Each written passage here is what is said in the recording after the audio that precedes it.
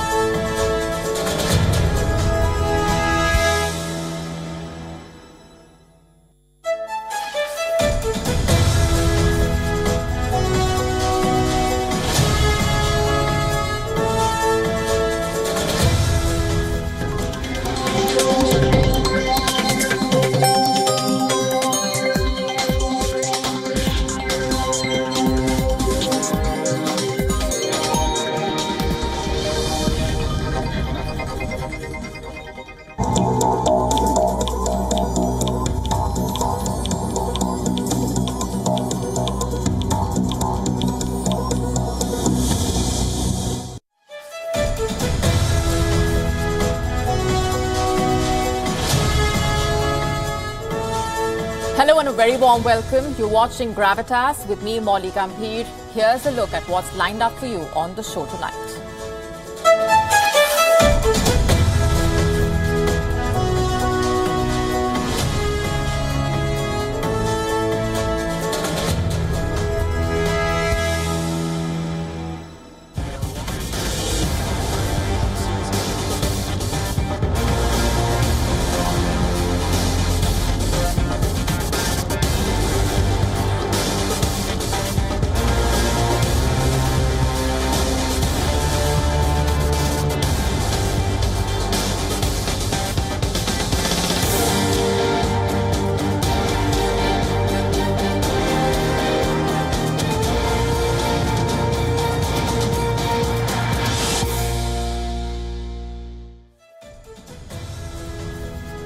Our cover story tonight is about the Canadian Prime Minister Justin Trudeau's dangerous Khalistan gamble, which has now backfired, and how.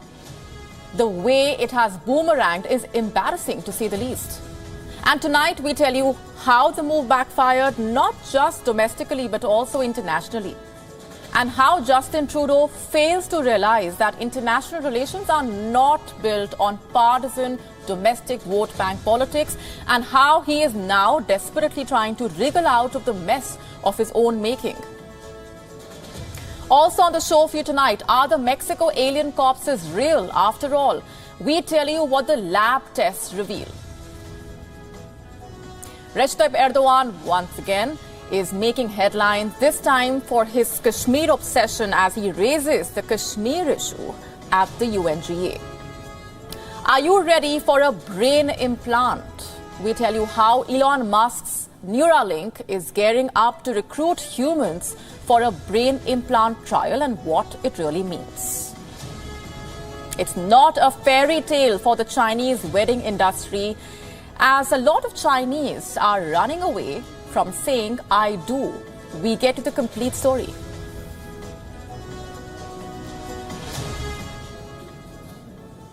On Monday, Justin Trudeau made some bold allegations. And if attention is what he sought, he got it. The media took notice. It made the headlines. Governments were more reluctant to believe allegations against India without Canada providing credible evidence. They made perfunctory noises and also made it clear that they would continue to deal with India. You see, he made a dangerous gamble. His Khalistan gamble has now backfired. Canada's closest allies have voiced some pretended concern and then carefully backed out of the Trudeau corner. And by Tuesday, Trudeau was embarrassed enough to say to the media that he did not mean to provoke India. Excuse me, if such allegations are not a provocation, then what is a provocation in Trudeau's estimate is the question. Clearly, the Canadian Prime Minister is out of his depths. What can be more provocative than accusing the government of a murder on foreign soil? It seems that the Canadian leader needs a lesson in international relations. He has not understood that foreign policy cannot rest on partisan domestic vote bank politics. Trudeau's actions have triggered a domestic boomerang effect as well, by the way. Trudeau and the Liberal Party of Canada have consistently pandered to extremist elements in a particular community to get the votes of the Canadian Sikh community. In real terms, only about 2% of the Canadian population identifies as Sikh. But it does make Canada home to the largest Sikh community outside of the Indian state of Punjab. And Trudeau appears to be playing a short-sighted game of vote bank politics by offering support and shelter to extremists. This is not a secret. This is why his own credibility has come under question from his closest allies. In this sordid episode, his politics is also causing ripples of concern within Canada's own borders.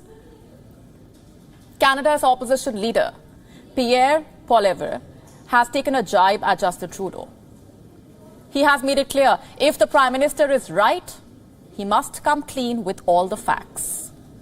He has said, and I'm quoting now, "The Prime Minister has not provided any facts. He provided a statement, and I will just emphasize that he did not tell me any more in private than he told Canadians in public. So we want to see more information. We need to have the evidence that allowed the Prime Minister to come to the conclusions he made yesterday." Trudeau's pursuit of vote bank politics could ultimately cost Canada dearly. In terms of trade agreements and arrangements with the world's largest market, India, the Khalistanis are running an immigration racket, and Canada has become a sanctuary for those determined to wage a war on the Indian state, to break up India. They plot and scheme and pursue a violent agenda from Canadian cities like Brampton or Surrey. They exploit freedom of speech with incendiary calls to violence in India. There is enough history, there is enough evidence. Just have a look at the way they display grotesque tableaus depicting Indira Gandhi's assassination, who was martyred.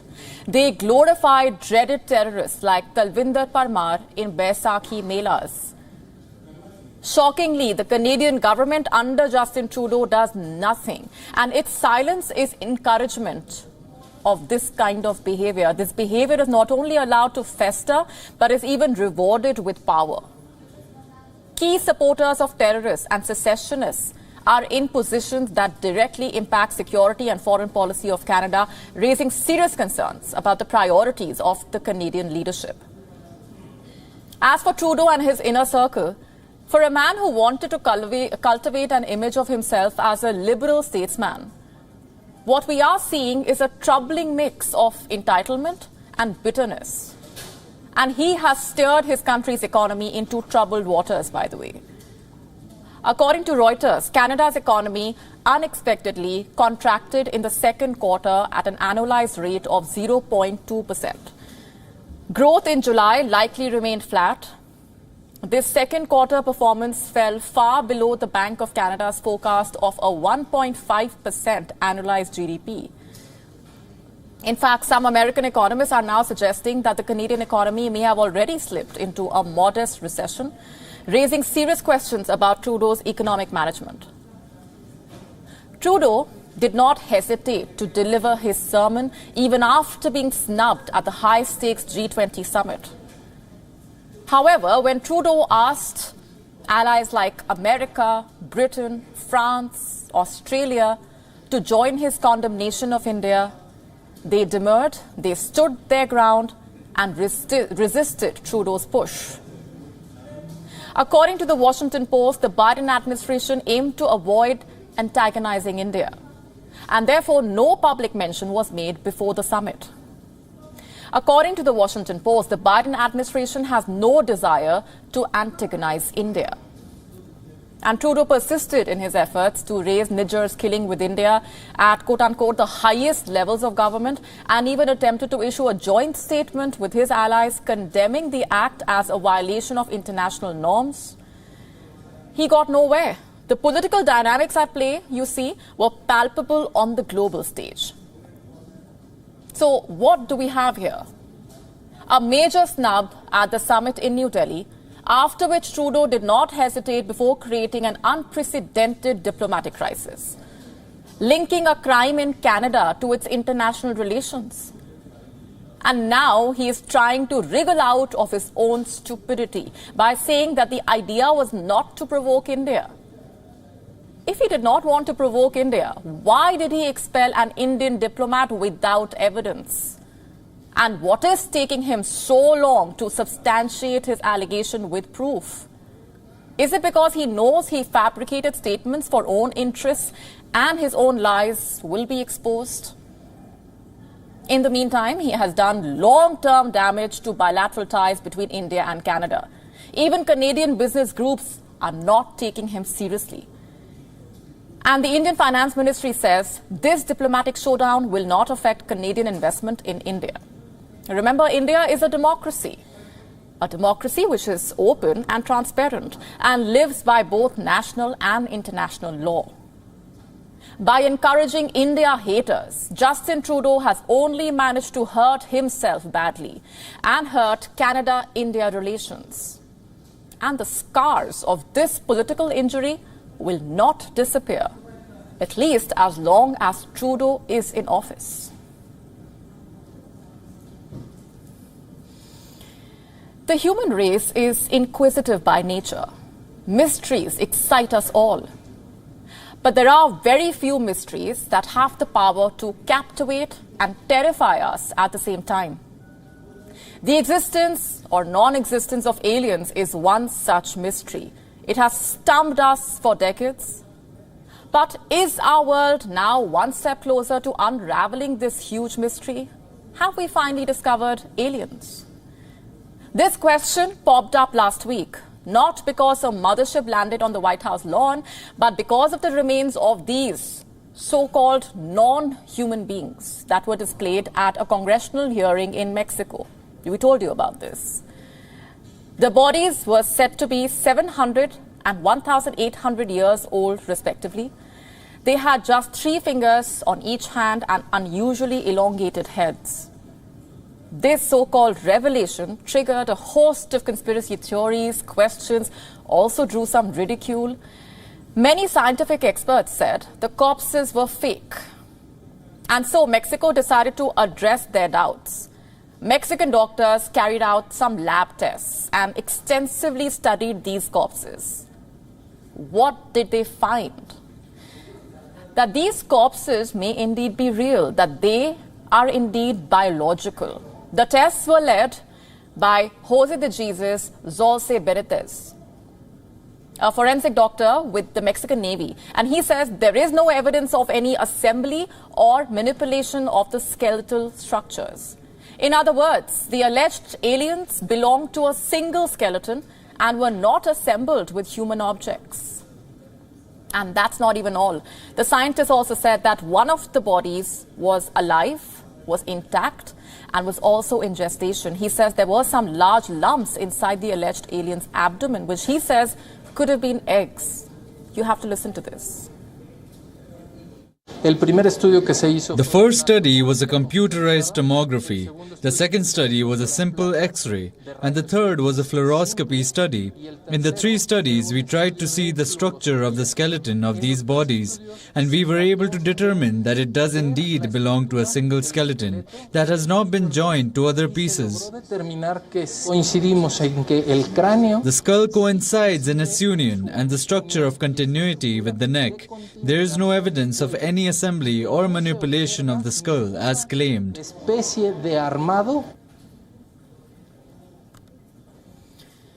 So Mexican scientists say the corpses are real, but does the rest of the world agree with them?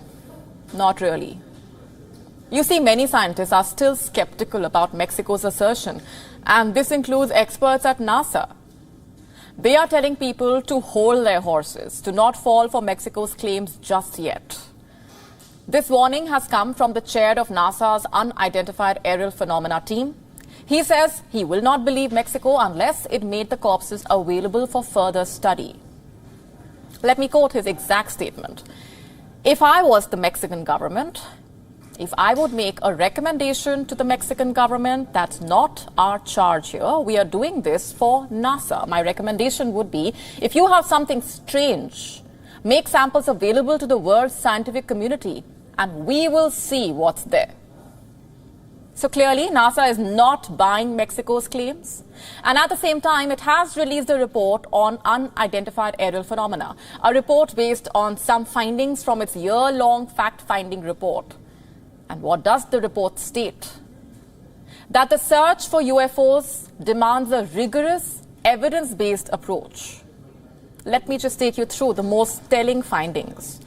Number one, there have been over 800 aerial encounters in the last 27 years. And out of this, 2% to 5% of the encounters are thought to be possibly anomalous. The point I'm trying to make here is quite simple. The alien corpses unveiled in Mexico may or may not be real, but the conversation around aliens and the UFOs has clearly picked pace. And throughout this year, there have been so many reports on the topic, which leaves one wondering, where exactly are things headed? In July, 3 whistleblowers testified before the US Congress. They spoke at length about unidentified aerial phenomena, or UAPs, their encounters with unidentified flying objects, or UFOs, the threats these encounters pose to national security, and the US government's secrecy on the matter. A few months before this, in February, American pilots claimed to have shot down 3 unidentified flying objects. And the same month, China issued a statement. It said it had also spotted a UFO, apparently over the waters near Qingdao. And now you have Mexico conducting experiments on alleged alien corpses. Now, I cannot help but ask certain questions here. Are the US, China, and Mexico the only countries in the world that aliens have visited or want to visit? Why aren't such sightings made in, say, Nepal, Sri Lanka, or Bangladesh? My point is simple. Flying saucers and alien corpses make for good headlines. They do get good clicks, good views, and above all, they serve as a good distraction for the people, a distraction from the political or economic mess a country may be in. So the question is, are the countries I just mentioned trying to do the same? They say old habits die hard. Just ask Recep Tayyip Erdogan, the president of Turkey.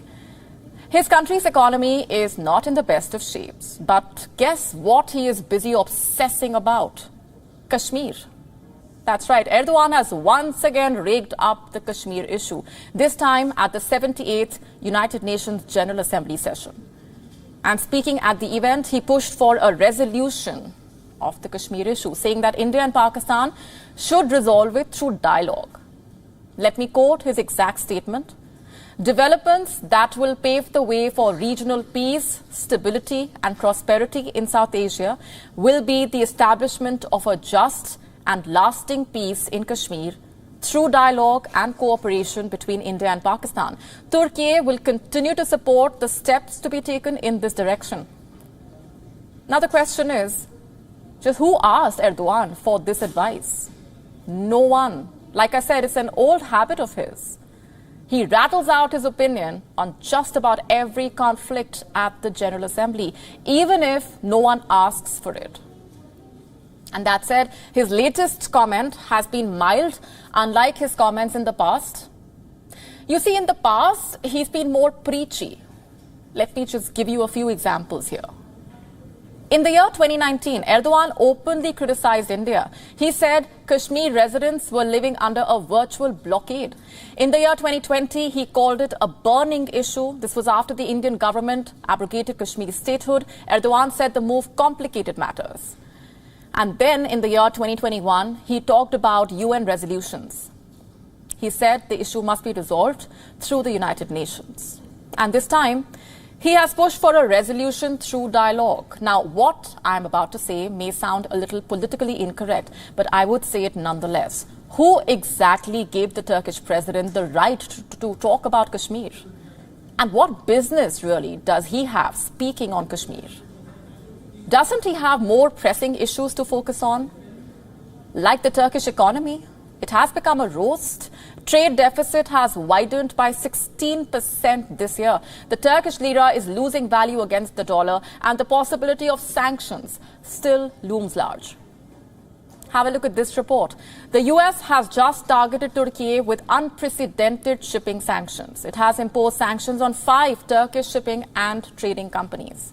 And these companies were apparently helping Russia transport military goods and evade European blockades. And even if we keep all of this aside, it is ironical, to say the least, for a country which has trampled upon its own civil society to pass unjustified comments on others' internal matters.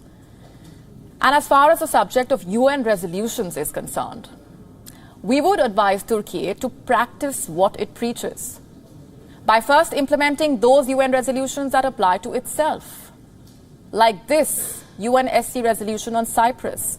In case you haven't followed Turkey closely, this is what this is about. Turkey has occupied northern Cyprus since 1974. In 1984, the UNSC passed a resolution on transferring the area to the United Nations administration, but despite repeated calls, the Turkish occupation continues. And that, by the way, is just one piece of the puzzle. As I speak, Erdogan is also clamping down on the rights of the Kurdish Muslims in his country, as Turkish mercenaries face accusations of murdering Muslims in Libya.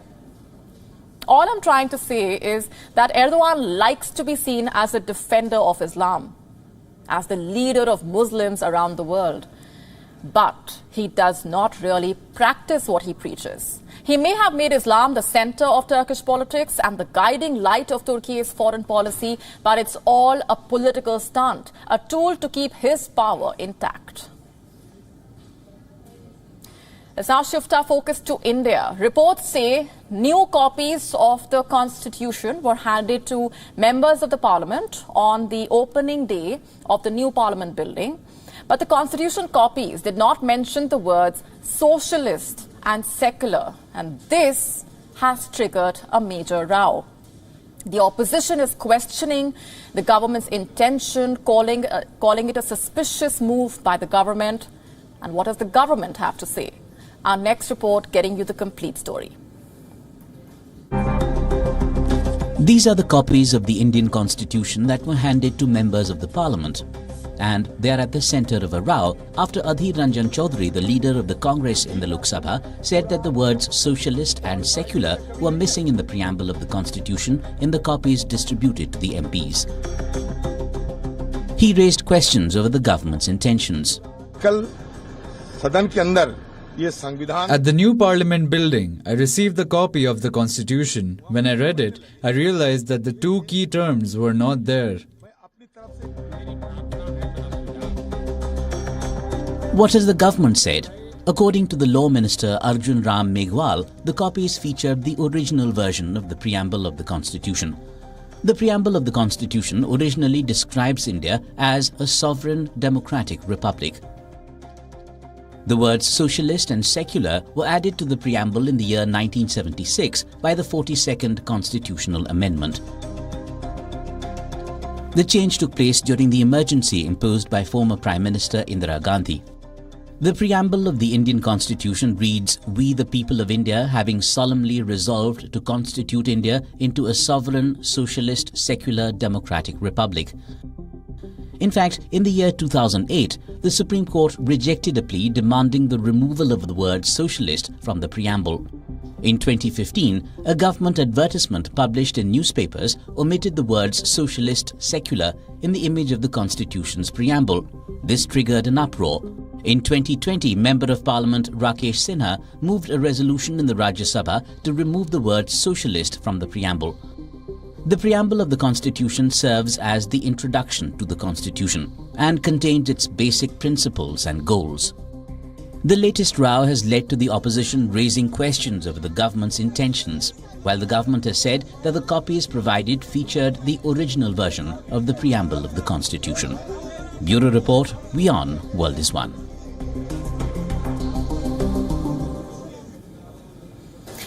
"24 hours after Azerbaijan's army launched an offensive in Nagorno-Karabakh, ethnic Armenian forces in Nagorno-Karabakh say that they have agreed to a Russian proposal for a ceasefire.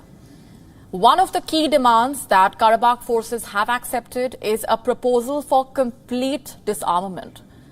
Some 120,000 ethnic Armenians live in the South Caucasus enclave, recognized internationally as part of Azerbaijan. So what do we know about the ceasefire, and what is the Nagorno-Karabakh decade-long conflict that has kept Armenia and Azerbaijan on the edge? First, what did the Karabakh Armenians say about the ceasefire? The self-styled Republic of Artsakh said that in a statement that Azerbaijan had broken through its lines and seized a number of strategic points while the world had stood by doing nothing. It said its forces had inflicted heavy losses on the enemy despite being heavily outnumbered and outgunned. Their statement said, and I'm quoting, "Unfortunately, the Artsakh side also suffered losses and injuries, and in some areas the enemy managed to penetrate the combat positions of the defense army, capture a number of heights and strategic road junctions. In the current situation, the actions of the international community to end the war and resolve the situation are inadequate. And considering all this, the authorities of the Republic of Artsakh accept the proposal of the command of the Russian peacekeeping contingent to ceasefire." But before we go any further, where is Nagorno-Karabakh? It's tucked away in the mountainous wonderland of the South Caucasus, right where Eastern Europe meets Asia.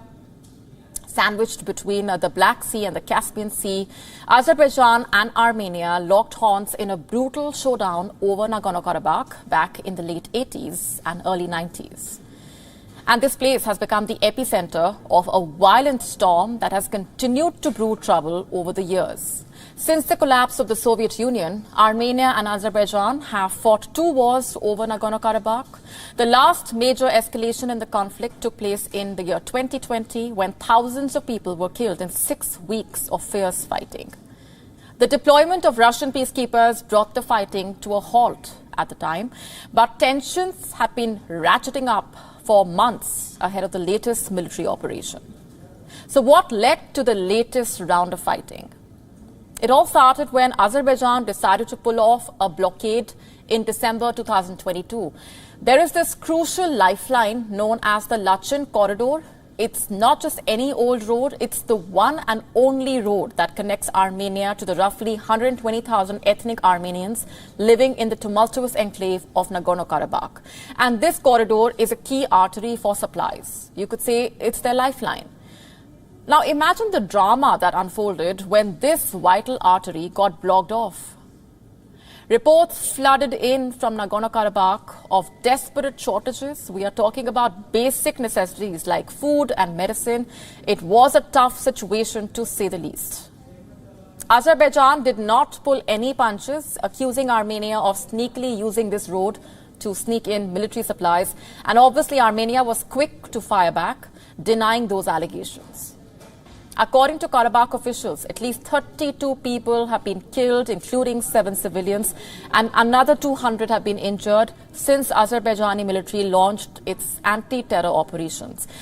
Through Russian mediation, they have been able to reach an agreement to end the hostilities, but reports say loud explosions could still be heard in the regional capital. And now that we have set the stage for this latest, what does the ceasefire involve? The Karabakh Armenian statement said the ceasefire would be effective from 1 p.m. local time on Wednesday. It said the separatist forces would disband and disarm. The statement spoke of regular Armenian forces also withdrawing from Karabakh. The Armenian Prime Minister has said on Tuesday that his country was not involved in military operations and does not have an army in Nagorno-Karabakh. And what does Azerbaijan say? Azerbaijan confirmed the ceasefire. Azerbaijan's state news agency said that the separatists had surrendered. It said Armenian armed forces stationed in the Karabakh region and all illegal armed groups would disarm. All ammunition and heavy military equipment would be handed over, and Russia's peacekeeping group will help coordinate the ceasefire. A meeting between Armenian residents living in Karabakh with Azerbaijani authorities would be taking place on the 21st of September. And what does Russia have to say? Moscow said the Russian peacekeeping contingent continues to perform its duties, although in aggravated conditions, and provide help to civilians. And Russia has rejected Armenia's assertions that Russia had not done enough to prevent the fighting in Nagorno-Karabakh. Russia said that the matter concerned Azerbaijan's actions on its own territory. And lastly, what does Armenia say? The Armenian Prime Minister has made clear his government was not involved in the ceasefire text. He has insisted that the Russian peacekeepers have full responsibility for the safety of the local population. And on Tuesday, he had accused Azerbaijan of ethnic cleansing in Karabakh. The two sides have never signed a peace deal, and despite talks over the years, they also do not have formal diplomatic relations. What comes next? We will have to wait and see. Elon Musk is one step closer to one of his biggest ambitions. His dream of planting chips into people's brains might just come true. Neuralink, his brain chip startup, already had the FDA's blessing, and now it has got a green light to kick off its first human trials. The approval comes from an independent review board and a hospital. So who is going to volunteer is the question. Who wants a Musk chip in their head? Those who might benefit from it, if Musk's stall claims are to be believed. The focus of the clinical study will be on patients suffering from paralysis. To be specific, paralysis caused by cervical spinal cord injuries. Participants will have a chip surgically implanted in their brains, and this would be in a part of the brain that controls movement. The chip intends to record and transmit brain signals wirelessly. Musk claims it would let them control a computer using just their thoughts.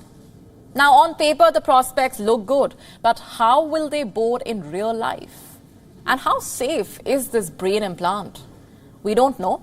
Will it have side effects? Any unprecedented reactions within the body? We again don't know. Once inserted, can it be removed? We don't know. Can the chip cause any irreversible changes in one's body? Again, we don't know. There are just so many variables and uncertainties. Should studies with such immense risks even be allowed? What was the FDA's reasoning? Last year, it scrapped Neuralink's request to fast-track human trials, but back in May, it approved the company for an investigational device exemption. As in, it allowed the use of Musk's brain implants for clinical studies. So what changed? What were the FDA's initial concerns? The primary one was the device's lithium battery. The chip's tiny wires could also migrate to other areas of the brain. And even if it is successfully implanted, it wasn't clear if it could be taken out without damaging the brain tissues. So how were these issues exactly resolved? The FDA did not disclose that. In fact, its green light came at a time when Neuralink was already under federal scrutiny. What for, you ask? Over its tests on animals, and reports say the trials caused unnecessary suffering. Ex-employees have characterized the tests as hack jobs. In one instance, the device was implanted in the wrong position in pigs. The poor animals had to be euthanized. All this for what? For one man's ambitions? Is his innovation bigger than ethics? Can the benefits of the implants actually outweigh their ethical concerns? Musk's long-term vision goes beyond the paralysis treatment, by the way. He wants to treat obesity, autism, depression through his implants. But this dream is years away from coming to life. Elon Musk, however, is desperately trying to fast-track the process. His own employees have claimed that he has put too much pressure on them to accelerate the implant's development. They say it has resulted in failed trials and silly errors that could have been easily avoided. In fact, Musk has repeatedly asked his employees to imagine that they have a bomb strapped on their heads to achieve faster results. Despite Musk's desperation, the clinical trials are going to run for the coming 6 years. Of course, there will be a lot of trial and error. Even if the implants prove safe for humans, a decade or more could pass before its commercial use is authorized. And when that finally happens, how would the chips be used? I hope you understand that I'm talking about an implant that would sit in your brain, made by a private company. And what assures that it will not be used for unethical purposes, for Elon Musk's selfish benefits?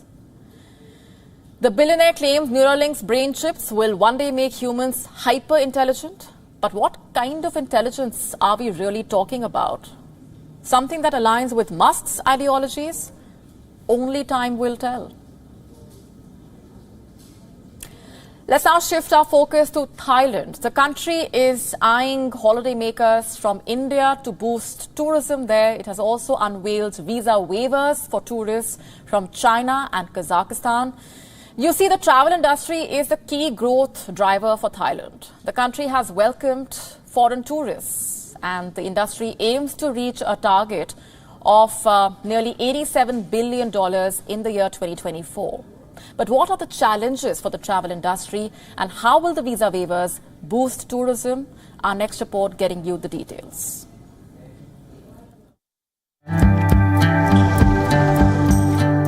One of Thailand's primary sources of income is tourism. The Southeast Asian nation is now looking to ramp up its tourism sector, and its current target are Indian tourists. Reports say that Prime Minister Srettha Thavisin plans to have talks with Indian Prime Minister Narendra Modi and discuss increasing the flight frequency between the two countries. Thailand is considering other measures to boost Indian tourist arrivals. Officials say that since Indians can easily obtain Thai visas, a visa waiver will not be necessary. Thailand has provided a visa waiver for China and Kazakhstan. The tourists from there can enter Thailand without a visa between September 25th and February 29 next year and stay for up to 30 days at one time.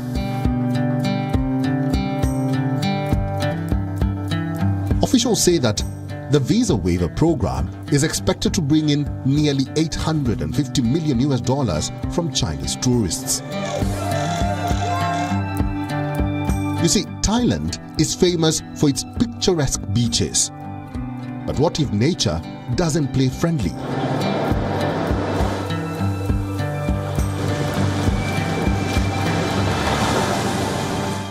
A dense plankton bloom off the eastern coast of Thailand has been making headlines. Reports say that the excess plankton is creating an aquatic dead zone.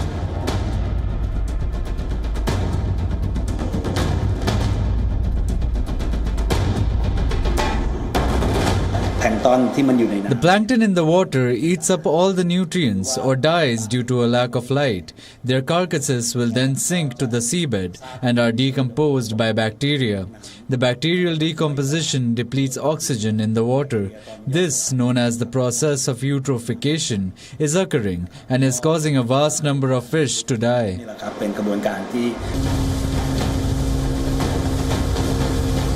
Why is the water turning green? It's basically because of the excess plankton. Marine scientists say that it is more than 10 times the normal amount of plankton and is increasingly killing off the marine life.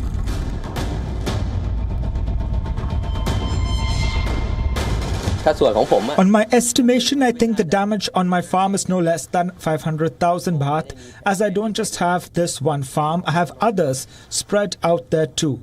I'm 100% certain that I'd lose over 500,000 baht. As for other farms around here, the loss is invaluable. Experts also say that plankton bloom happens once or twice a year. The phenomenon lasts for up to 3 days and produces toxins that deplete the oxygen in the water and block sunlight. But what's the reason for the excess plankton? While the reason remains unclear, scientists believe that pollution and the intense heat play a major role. Experts have blamed the El Niño effect that causes higher sea temperatures.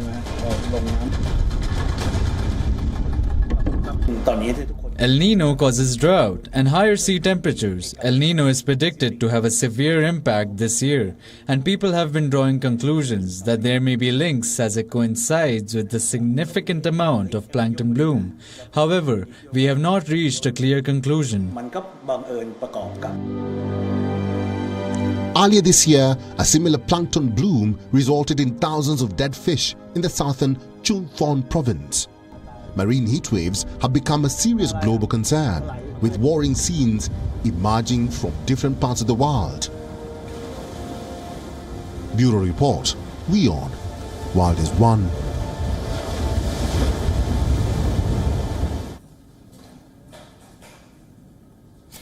Weddings in China are traditionally an expensive affair. Until 3 years ago, the Chinese wedding industry was worth $500 billion, all thanks to dramatic and elaborate ceremonies. However, it has been through a lot lately. The COVID-19 pandemic was not kind to the wedding planners, and now they face an even bigger threat: a decline in the number of couples willing to tie the knot. It's not a fairy tale for the Chinese wedding industry. You see, the Chinese economy has weakened, consumer confidence is waning, and it has become a headache for the officials working to revive the plummeting marriage and birth rates. Last year, there were 6.8 million marriages. This was 800,000 fewer than in the year 2021. And it was also the lowest, by the way, since 1986, the year the government started publishing the data. And with that, the Chinese population declined for the first time in the last 60 years. A good number of Chinese youths do not want to get married. And those who do not want to spend all that much. Until a decade ago, China reeled with an extreme wedding craze. The couples planned extravagant fusion weddings, combining Western traditions with Chinese. Brides walked down the aisle in flowy gowns that seemed straight out of a fairy tale. There would be bridesmaids, ring bearers. According to analysts from the China Wedding Industry Development, in 2014, couples spent an average of $12,000 per wedding in China. The national average annual income for urban employees was about $9,000 that same year. In the year 2020, the average spending per wedding reached $25,000. But this year, only a few had a budget of over $13,000. But now there has been a major shift. Marriage rates are down, bride prices are up. Yes, bride prices. It's a sum that a man pays to his future wife's family for her hand. China's one-child policy led to too few women. So some men turned to desperate measures. In some provinces, the bride prices are as high as $20,000. But once again, they are making weddings costlier. And the Chinese government does not want that.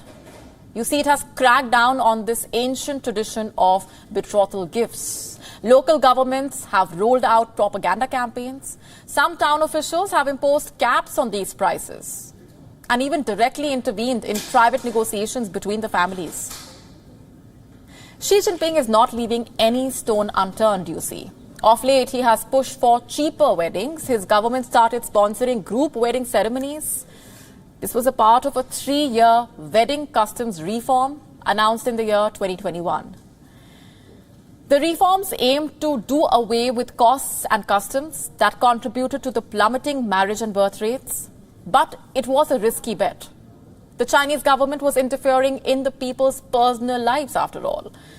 Not only did it run the risk of building resentment, but it also threatened the wedding industry's revenue. And this, coupled with the pandemic, was a nightmare for the wedding planners, to say the least. Before, the weddings were big business. Couples traditionally splashed out cash on gold jewelry, elaborate decor, luxury venues, but not anymore. Now they are opting for simpler weddings, smaller ceremonies, shorter guest lists, and not to forget, many do not want to have a wedding at all. How will China deal with this is the big question. Let's now tell you what else made news around the world. Time for Gravitas Global Headlines. Lawmakers in India's lower house of parliament have approved a bill to reserve 33% of seats in the lower house and state assemblies for women. Indian Prime Minister has invited US President Joe Biden as chief guest for the January 26th Republic Day in 2024, says American Ambassador to India Eric Garcetti. Poland likely to cut financial support for Ukrainians who fled Russia's aggression. Work permit requirements, free schooling and medical care will not be extended in 2024, say reports. A violent tornado has battered the eastern Chinese province of Jiangsu, killing at least 10 people. Video that went viral shows overturned cars, downed power lines and flying debris. According to state media, more than 130 homes have been damaged. Iranian lawmakers passed contentious bill to toughen penalties for women flouting the Islamic dress code. The so-called Culture of Hijab and Chastity Bill passed for a trial period of 3 years. UN report cites over 1,600 incidents of rights violations against people detained by the Taliban, say torture and ill treatment in police custody has caused 18 deaths in the last 19 months. Kremlin moves to take direct control of the Wagner mercenary forces in the Central African Republic. This just a month after the death of ex-chief Yevgeny Prigozhin in a plane crash. China has chosen to maintain its benchmark lending rates unchanged. This decision aligns with expectations as fresh signs of economic stabilization and a weaker yuan have reduced the immediate need for monetary easing.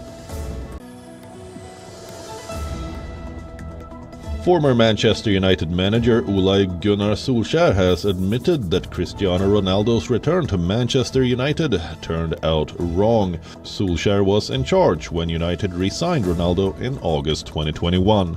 Ronaldo started off well but left the club in acrimonious fashion 12 months later.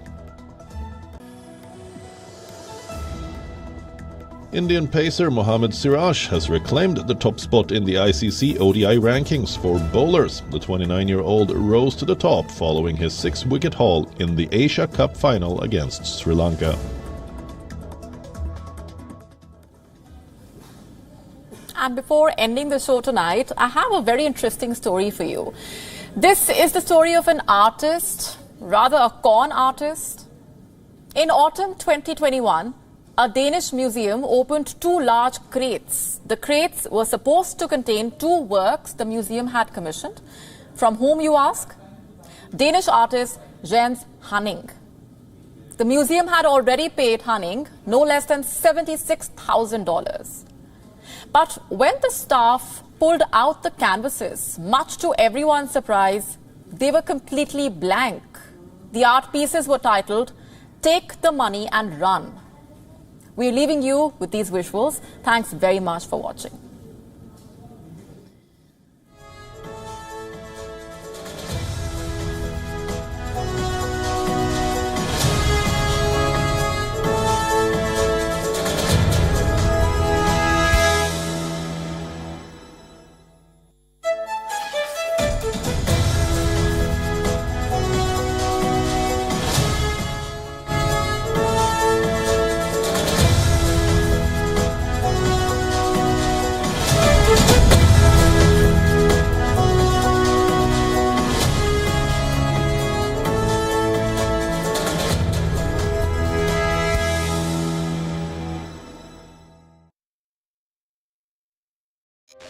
How did a flash flood claim so?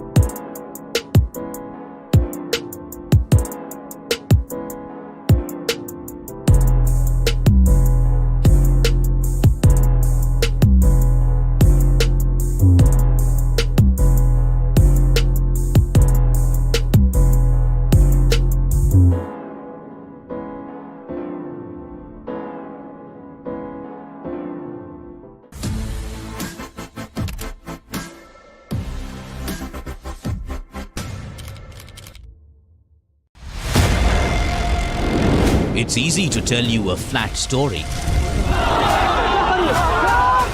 It's easy to show you what's happening around the world. We do the difficult part. This weapon has been banned, but the US, Ukraine and Russia do not find the bombs problematic. We also tell you why what's happening. A new drug is making a difference in the fight against Alzheimer's. This medicine helps slow down a patient's cognitive decline. We look beyond the text. We give you context. Is China preparing for a war in the Himalayas? And tonight, we come to you with some proof. Hypocrisy is stunning. Do leaders mean what they say? Do they ever say what they mean? To find out how real news affects you, your decisions, Just when Iran took one step in the right direction, its moral police is planning to drag it further back. And once again, the victim will be women. watch Gravitas. And thanks for tuning in. We don't impose our views. Did India threaten to ban Twitter? Either that or Jack Dorsey is lying to you. That is Gravitas. We let life breathe through our show. Gravitas, the informed show for an intelligent audience. Hello, welcome to This World. Vladimir Amelyan joins us from Kiev, and he is currently on the front line fighting Russian troops. We believe that the world should be ruled by democracies. I was interviewing you on television a couple of weeks back. That's right. And you said, if you really want to understand Jerusalem, why don't you come here and see it? And you came. Here I am. Mass shooting after mass shooting after mass shooting. Why this cannot be